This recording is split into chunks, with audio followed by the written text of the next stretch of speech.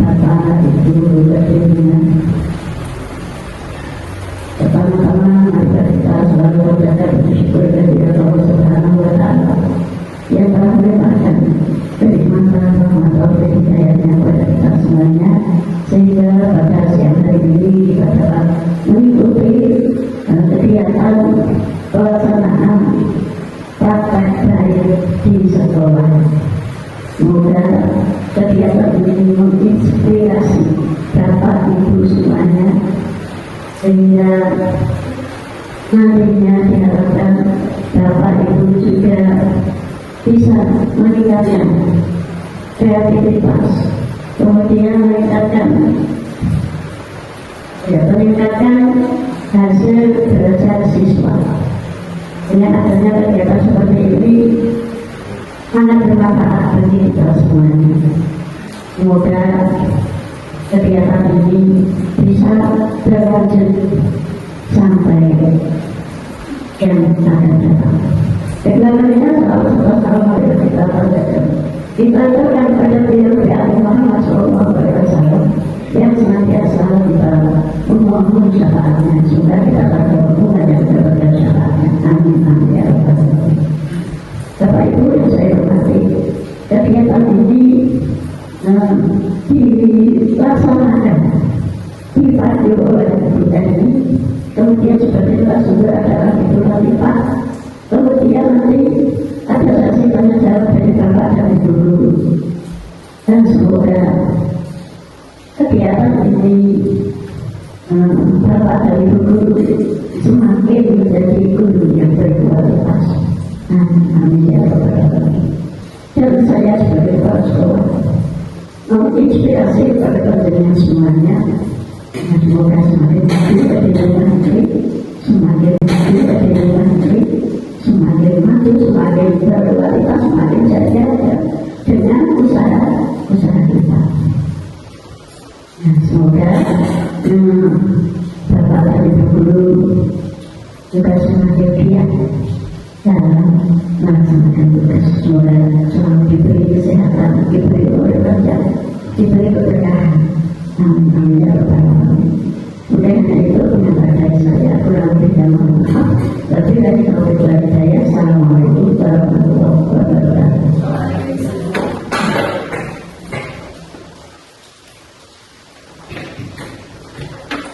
Terima kasih kepada Ibu Supira SPDI sudah memberikan pesan dan harapannya untuk Ibu dan Bapak Guru SD di rumah. Semoga acara ini berjalan dengan lancar sebagaimana yang telah kita rencanakan.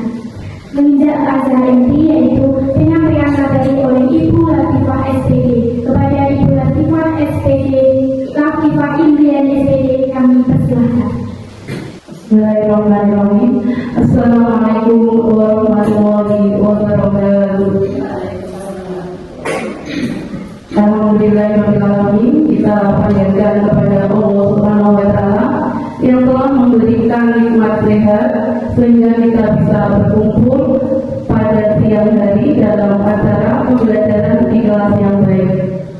Tak lupa salawat serta kita sanjungkan kepada Nabi kita Muhammad SAW yang kita nantikan syafaatnya di yaumil akhir. Amin amin ya rabbal alamin. Yang pertama, terima kasih kepada Ibu Supira SPDI selaku Kepala Sekolah SD Negeri Mulungan. Kemudian kepada Bapak Ibu Guru serta karyawan yang saya hormati. Pada siang hari ini kita belajar bersama, ya, belajar bersama kaitannya dengan pembelajaran di kelas yang baik. Nah, sebagai guru, tentunya kita selalu menerima hal-hal baru, hal-hal yang bisa membuat kemajuan dalam pembelajaran di kelas. Kita selalu belajar bagaimana caranya mendidik anak agar anak-anak kita itu memperoleh hasil yang baik, baik berupa nilai akademis maupun karakter siswa. Oleh karena itu, bagaimana penerapannya pembelajaran di kelas yang baik, kita ke slide selanjutnya. Nah, belajar, kita itu belajar dari usia dini sampai akhir hayat ya. Nah, di sini belajar itu akan bermakna jika siswa merasa bahagia dan terlibat penuh. Kita sebagai guru hendaknya membuat anak-anak kita itu merasa happy ketika masuk kelas. Wah, senang diajar oleh gurunya. Dan siswa itu di dalam kelas selalu belajar dengan baik. Artinya anak-anak itu mengikuti apa yang disampaikan oleh Bapak Ibu Guru. Kemudian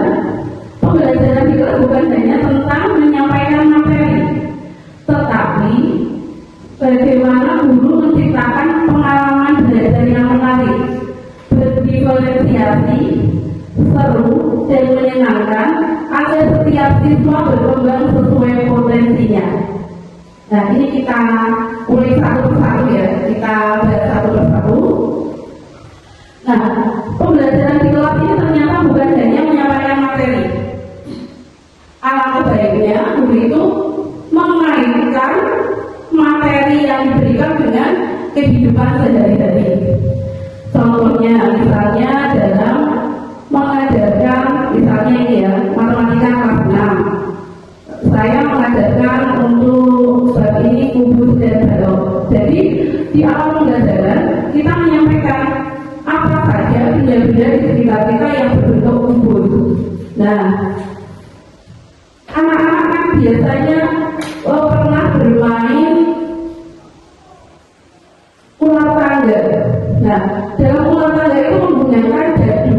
Nah, dadu itu merupakan salah satu contoh benda di sekitar kita yang berbentuk kubus. Nah, anak-anak juga sering bermain rubik. Rubik juga benda di sekitar kita yang berbentuk kubus. Kemudian masih banyak contoh lain, misalnya untuk balok. Anak-anak bisa menyebutkan benda di sekitar kita atau di ruang kelas yang berbentuk balok. Banyak contohnya seperti almari, kemudian penghapus, dan lain-lain. Nah, kemudian yang kedua ini menciptakan pengalaman belajar yang menarik. Nah, sebagai guru, kita dituntut untuk bagaimana cara menciptakan pengalaman belajar yang menarik. Misalnya, pada materi bahasa Indonesia. Bahasa Indonesia itu membuat teks prosedur. Teks prosedur itu anak-anak diminta untuk membuat teks prosedur berkaitan dengan misalnya membuat masakan. Misalnya untuk di lingkungan rumah ini, misalnya anak-anak membuat kue pasung. Ini kan kita kaitkan dengan sesuatu yang dekat dengan keseharian anak-anak. Dan anak-anak diminta membuat teks prosedur bagaimana cara membuat kue pasung itu, menyiapkan alatnya apa, bahannya apa, cara pembuatannya bagaimana, kemudian menyajikannya yang bagus itu seperti apa. Selanjutnya berdiferensiasi. Berdiferensiasi ini sebenarnya anak-anak sesuai dengan kemampuannya, Bapak Ibu. Jadi kita bisa mengajarkan materi itu disesuaikan dengan kemampuan anak-anak. Tapi ini menurut saya ini agak susah karena ada di beberapa pelajaran itu ada beberapa kendala. Untuk berdiferensiasi ini kita harus mengetahui gaya belajar anak. Misalnya anak yang belajarnya hanya dengan menyimak video itu lebih mudah, atau anak-anak yang senang membaca dan menulis itu gaya belajarnya berbeda-beda. Jadi ini harus disesuaikan. Kemudian pembelajaran yang seru dan menyenangkan. Nah, pembelajaran yang seru dan menyenangkan ini diharapkan siswa tertarik ketika kita mengajarkan materi pelajaran. Menyenangkan bagi siswa itu artinya siswa merasa nyaman ketika kita ajar, dan tentu saja saya ingin belajar lebih giat lagi untuk materi yang diajarkan. Nah, ini beberapa hal agar setiap siswa dapat berkembang sesuai potensinya atau sesuai dengan apa yang anak sukai. Misalnya beberapa anak kok suka menggambar. Nah, berarti nanti kita buatkan lintas materi nih Bapak Ibu. Misalnya IPA lintas materi dengan SPDP. Nah, contohnya itu pada materi benua. Nah, jadi anak-anak itu disuruh membuat kartu pos diberi selembar HPS. Nah, di situ anak-anak menuliskan kartu pos terus menggambar benua mana yang ingin mereka kunjungi. Itu ya. Ke slide selanjutnya. Nah, yang selanjutnya ini ciri-ciri pembelajaran yang baik. Tentu saja kita sebagai guru itu pengen mengajar yang baik sehingga siswa-siswa itu paham dengan apa yang kita ajarkan. Nah, yang pertama berpusat kepada peserta didik atau student center. Siswa aktif, guru sebagai fasilitator. Kemudian kegiatan belajar berbasis eksplorasi, kolaborasi, dan refleksi. Nah, pembelajaran berpusat kepada peserta didik ini maksudnya apa? Jadi, guru itu sebagai fasilitator atau memfasilitasi anak-anak agar tujuan pembelajaran yang ingin disampaikan itu tercapai. Siswa aktif. Nah, sebenarnya kadang dalam mengajar itu ada beberapa hal. Siswa boleh berisik atau istilahnya ramai itu menurut beberapa pakar ya tidak apa-apa, tetapi di sini siswa itu aktif, bukan aktif guyon tapi aktif dalam pembelajaran. Karena dengan siswa aktif itu bisa mengolah atau imajinasi siswa itu akan, oh saya itu pengen belajar seperti ini, saya itu pengen bisa menulis ini untuk yang kelas bawah ya. Siswa bisa mengenal huruf, siswa bisa membaca persuku kata, kemudian siswa bisa membaca kata, kemudian yang terakhir siswa kan bisa membaca kalimat. Itu untuk kelas bawah sudah bagus. Kemudian kegiatan berbasis eksplorasi, kolaborasi, dan refleksi. Nah, ini bisa diterapkan di kelas atas. Misalnya kegiatan eksplorasi, kolaborasi. Misalnya pada kelas 4 materi energi, siswa bisa mendapatkan ada energi gerak, energi panas, energi kimia dengan praktek membawa benda-benda yang berkaitan dengan energi itu. Kemudian kontekstual dan relevan. Materi dikaitkan dengan kehidupan sehari-hari siswa. Yang kedua, meningkatkan makna dan pemahaman konsep. Nah, materi dikaitkan dengan kehidupan sehari-hari siswa ini sangat penting karena dengan siswa itu, dengan mereka mengerti, oh ternyata materi ini dekat dengan kehidupan kita sehari-hari, itu siswa akan lebih bermakna, siswa akan lebih mengenal. Kemudian meningkatkan makna dan pemahaman konsep. Nah, artinya pemahaman konsep itu adalah hal yang paling penting sebelum ke pemecahan masalah. Nah, kemudian selanjutnya mengembangkan karakter dan keterampilan AB21. Dalam mengembangkan karakter ini, siswa dituntut untuk mempunyai karakter yang baik, yaitu sopan santun terhadap bapak ibu guru.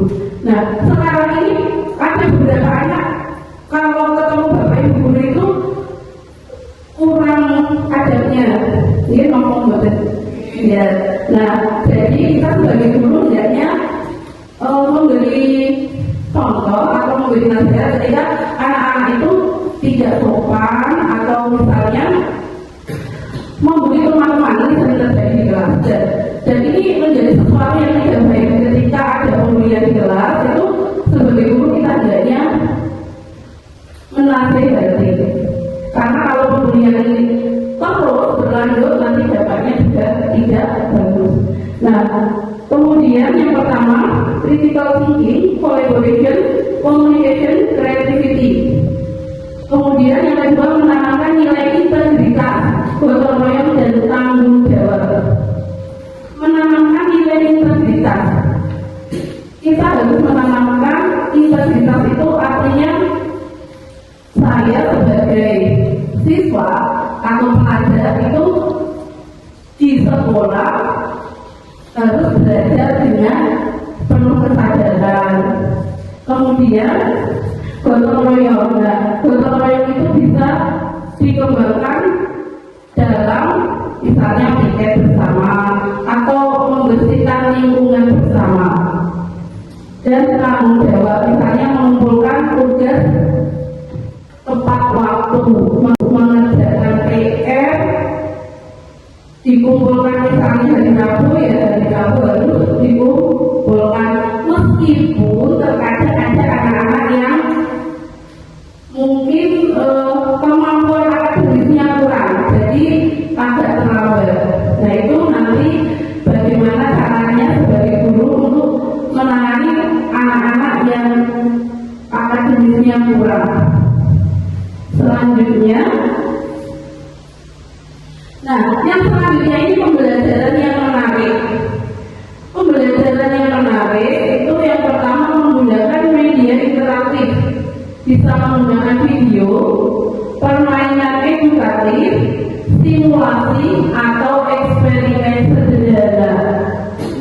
Kemudian yang kedua, memanfaatkan cerita, studi kasus atau proyek nyata. Yang ketiga, menerapkan strategi pembelajaran aktif seperti team present, problem based learning, project based learning, role play atau drama edukatif. Nah ini contoh. Guru IPS mengajak siswa membuat vlog tentang potensi wisata daerah mereka. Nah ini kita bisa, kalau di sini itu Curug Semawur ya, itu potensi daerah di Desa Biuma. Nah untuk penggunaan media interaktif itu menggunakan video. Zaman sekarang itu zaman serba canggih, video bisa kita lihat di YouTube, itu banyak sekali video pembelajaran, itu bisa kita gunakan. Kemudian permainan edukatif. Permainan edukatif ini juga banyak macamnya. Simulasi itu bisa dilakukan dengan misalnya pemilihan ketua kelas. Ini contoh PPKN yang bermusyawarah ya, ini bisa menggunakan simulasi.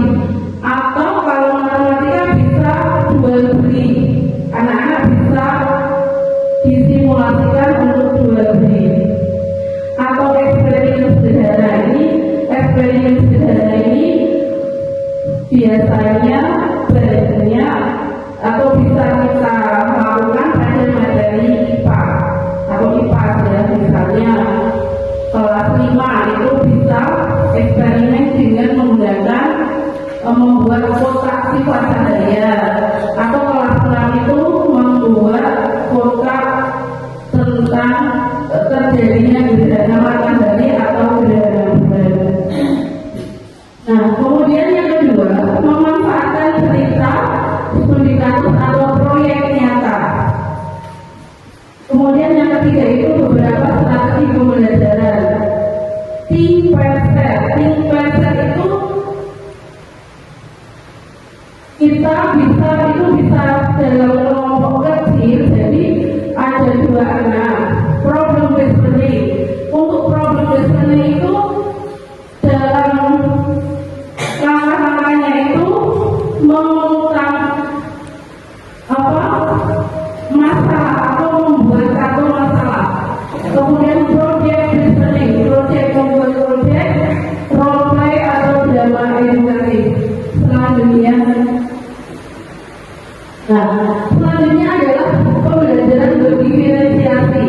Yang pertama, diferensiasi konten, materi disesuaikan dengan kemampuan siswa. Contoh, siswa diberi tantangan, siswa butuh waktu diberi bimbingan tambahan. Kemudian diferensiasi proses, metode belajar bervariasi, bisa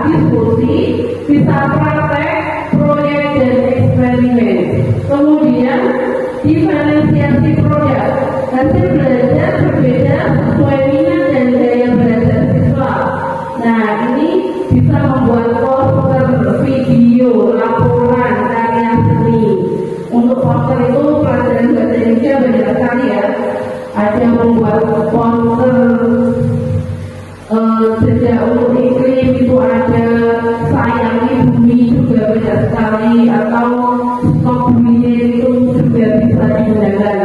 Kemudian diferensiasi lingkungan belajar, suasana kelas yang fleksibel dan nyaman, atau zona kelompok, ruang refleksi dan sebagainya. Kemudian next. Nah, di sini pembelajaran yang seru dan menyenangkan. Nah, ini bisa menggunakan ice breaking atau game edukasi di awal atau di sela kegiatan. Ciptakan tantangan kecil atau reward system untuk meningkatkan semangat. Tumbuhkan rasa ingin tahu dengan pertanyaan formatif. Kemudian rayakan proses belajar, bukan hanya hasilnya. Jadi proses belajar itu sangat penting, bukan hanya hasil belajar siswa. Selanjutnya, pengelolaan kelas yang baik. Nah, dengan pengelolaan kelas yang baik itu diharapkan siswa merasa nyaman. Yang pertama, bangun hubungan positif, kenali siswa secara pribadi, hargai perbedaan dan berikan kepercayaan. Yang kedua, mengatur ruang kelas, sesuaikan dengan aktivitas belajar, diskusi, praktik, refleksi. Yang ketiga, gunakan aturan kelas yang disepakati, melibatkan siswa dalam membuat kesepakatan kelas. Yang keempat, kelola waktu dengan efektif, awal, inti, penutup pembelajaran, terstruktur dan efisien. Kemudian ini nanti yang keempat ini kaitannya dengan membuat perangkat pembelajaran atau belajar ya, berarti ada kegiatan awal, ada kegiatan inti, dan ada kegiatan penutup. Yang kelima, berikan umpan balik yang positif, fokus pada kemajuan bukan hanya kesalahan. Nah, ketika ada anak-anak yang misalnya mendapat S1, beri aja misalnya job, harus diberi hadiah apa yang mewah, atau diberi bintang atau stempel tanda tangan yang bagus, itu bisa. Selanjutnya,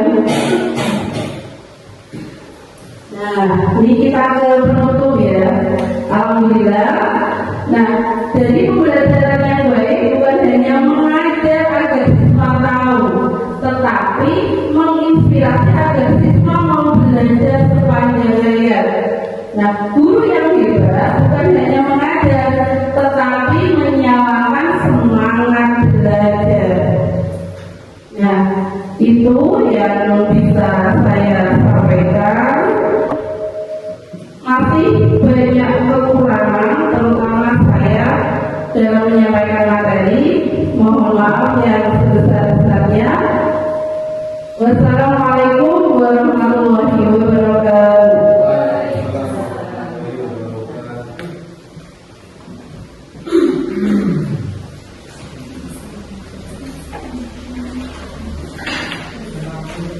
Terima kasih kepada Ibu Latifah Indriani SPT yang sudah memaparkan materi berbagai praktik lainnya bersama rekan-rekan semua.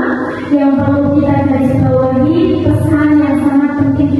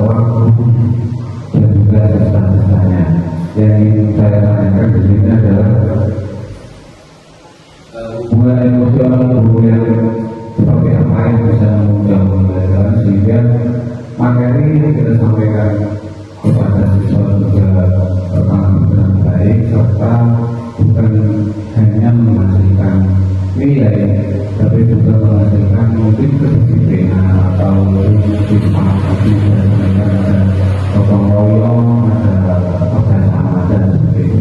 Terima kasih.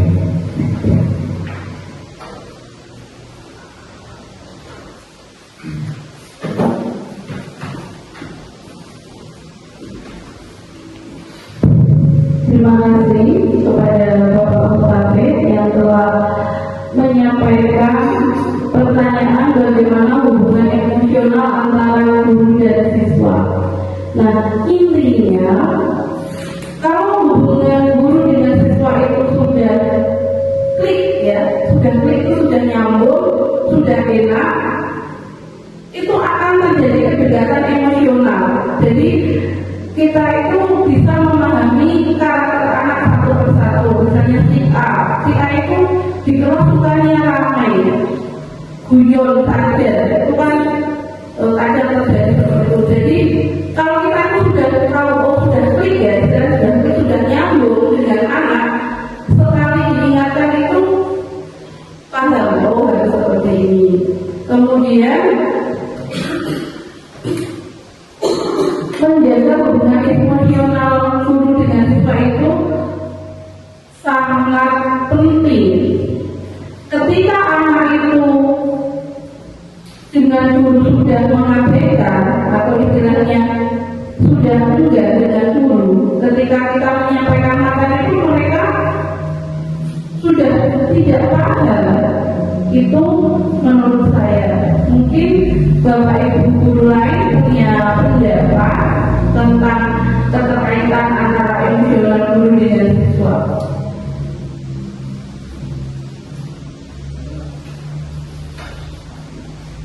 Atau ada pertanyaan lain, monggo silakan. Bu Ika, silakan.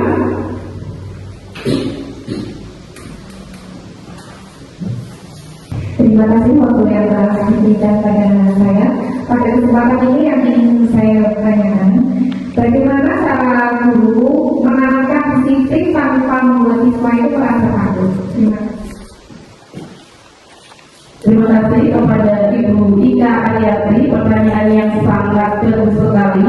Bagaimana cara guru menanamkan disiplin tanpa membuat siswa merasa takut? Nah, disiplin itu merupakan bagian yang utama dan penting.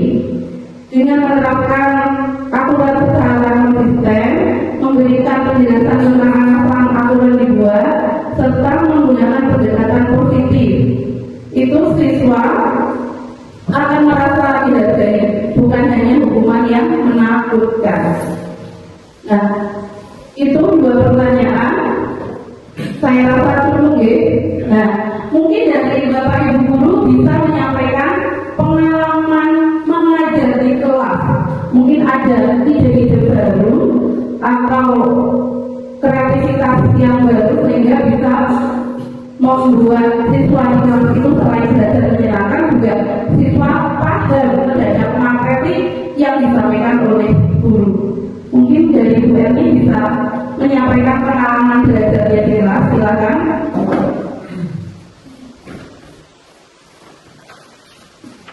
Terima kasih atas waktunya Bu Anissa. Sedikit menyambung dari pertanyaan Pak Mustafid tadi, ya, bagaimana cara kita menjaga hubungan emosional dengan siswa. Kalau menurut saya sebagai guru, berdasarkan pengalaman saya yang mungkin berulang menjadi guru, kunci utama saya itu adalah bagaimana membuat anak itu nyaman. Terlebih yang utama adalah nyaman. Jadi sebelum kita memberikan materi, sebelum kita mengajar di kelas, usahakan kita menjadi guru yang disukai oleh siswa, seperti itu. Ketika anak sudah merasa nyaman dengan kita, insya Allah apapun yang akan kita sampaikan pasti anak akan menerimanya dengan senang hati. Tapi kalau pesan awal anak sudah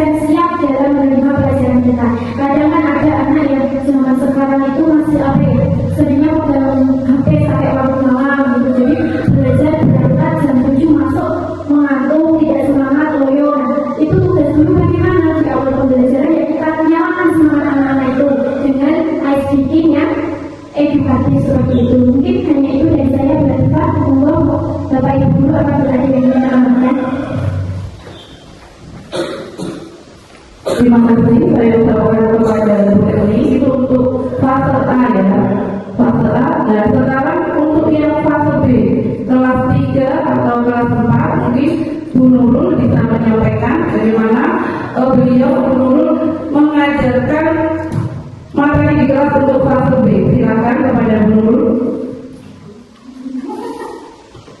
Atau mungkin fase B kan kelas 3 dan 4 mungkin Bu Ido. Nah di situ merupakan hal yang utama dan penting dengan menerapkan aturan secara konsisten, memberikan penjelasan tentang apa aturan dibuat, serta menggunakan pendekatan positif. Itu siswa akan merasa dihargai, bukan hanya hukuman yang menakutkan. Nah, itu dua pertanyaan. Saya rasa cukup. Nah, mungkin dari Bapak Ibu guru bisa menyampaikan pengalaman mengajar di kelas. Mungkin ada ide-ide baru atau kreativitas yang baru sehingga bisa membuat siswa di kelas itu selain belajar menyenangkan juga siswa paham terhadap materi yang disampaikan oleh guru. Mungkin dari Bu Eli bisa menyampaikan pengalaman belajarnya di kelas. Silakan.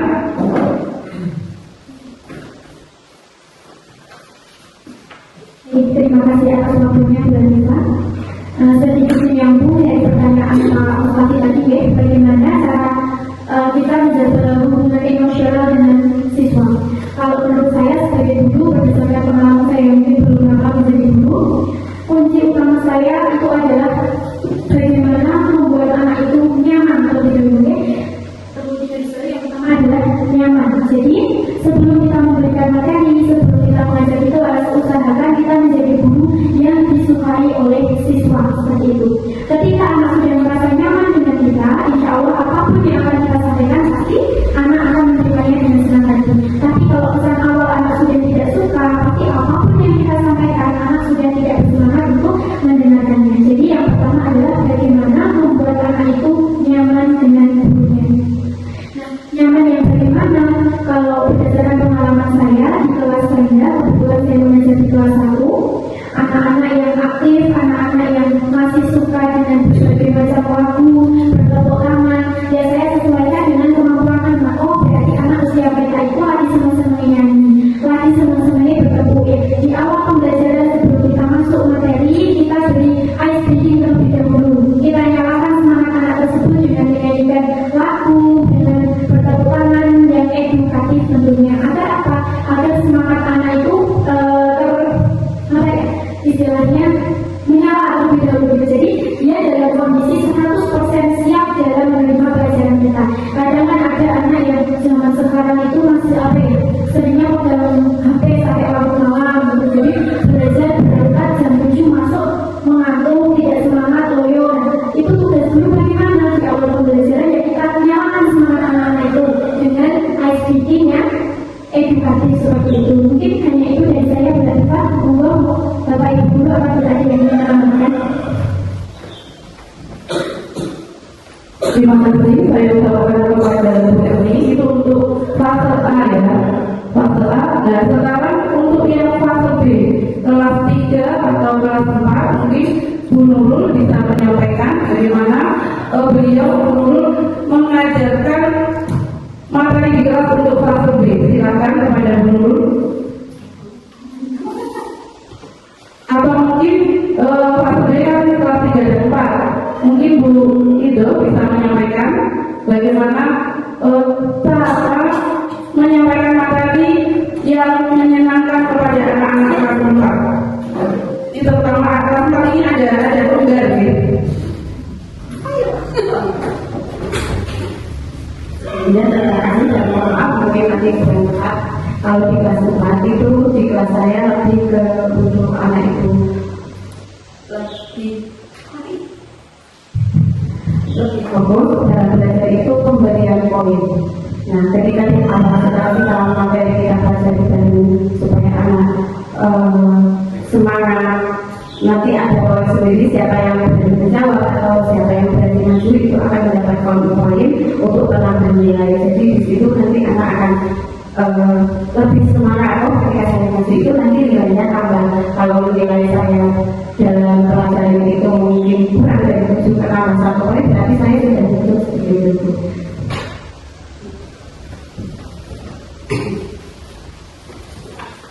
Terima kasih kepada Bu Ilo. Bu Ilo ini mengajar kelas 4. Nah, pemberian poin itu juga bisa mengaktifkan anak dari aktif dengan memberikan poin agar nilainya bisa lebih bagus lagi. Ada lagi yang mau menyampaikan unek-uneknya atau pengen ada hal-hal baru yang bisa disampaikan? Sudah, tidak ada, nanti kita belajar bareng-bareng agar kita bisa lebih baik lagi dalam mendidik anak-anak kita. Kita serahkan kepada Bu Evi. Jadi terima kasih kepada Ibu Latifah Indriani yang sudah menjawab berbagai macam pertanyaan dari Bapak Ibu Guru dan Bapak Ibu Guru sudah berbagi pengalamannya. Kita berdoa bersama semoga pengalaman praktik dari hari ini bisa kita terapkan dengan baik dalam pembelajaran kita sehari-hari. Demikian tadi dari saya Bapak Ibu, kita sudah sampai di penghujung acara yaitu penutup. Sebelum saya tutup, saya mohon kepada Bapak Mustafid untuk memimpin berdoa kita hari ini.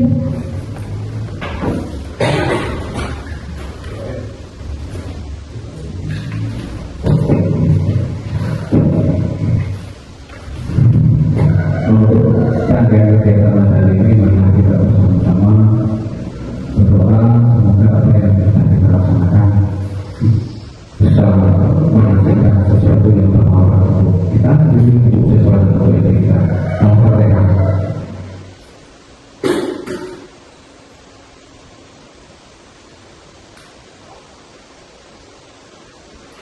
Amin. Amin. Amin. Assalamualaikum warahmatullahi wabarakatuh.